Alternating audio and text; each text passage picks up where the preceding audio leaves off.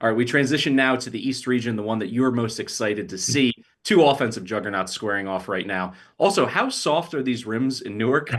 Arizona went Yeah. 23 for 45 from long range, and we saw Alabama set every NCAA record. They went 25 for 51 from long range. So that I think absolutely has to come into play here in terms of how you're handicapping things. But even if they weren't playing at this, venue where every single three-pointer seems to be rolling in off the rim, they still have upside to score in the 90s, possibly get to 100 points in this game. So do you see this purely as a shootout? And if so, are you leaning closer to the total or side? It should be. I don't know how Alabama stops Duke.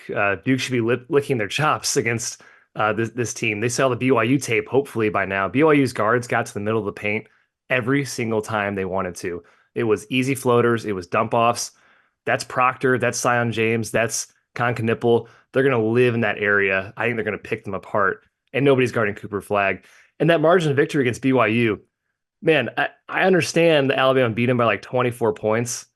Those teams are not 24 points separated. 6 for 30 from three and 25 for 51, like you said, a literal record.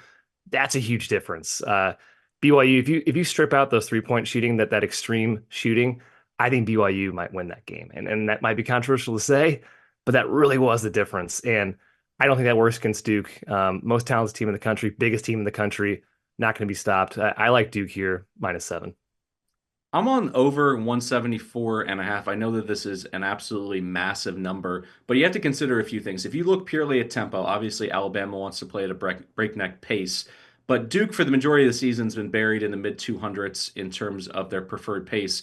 But basically in this stretch from mid-February to today, when they've been sped up, things have only gone better for them offensively. They're number one in Ken Palm adjusted offensive efficiency. So the fact of the matter is, if teams want to play that brand of basketball, they're obliging them and they're just running away from them. And when you look at games that Cooper Flag has started and finished since mid-February, the Blue Devils are averaging 95 points per game. So I think they're going to be comfortable playing with Alabama up and down. And as you mentioned, being able to get into the lane and get those easy buckets, I think that's going to be there all day. You toss in the 3 point variance, the potential for Alabama or Duke to get absolutely red hot with these Newark rims. I think there's the only side of this in terms of a total that you can play is the over. I still see this being a high possession game.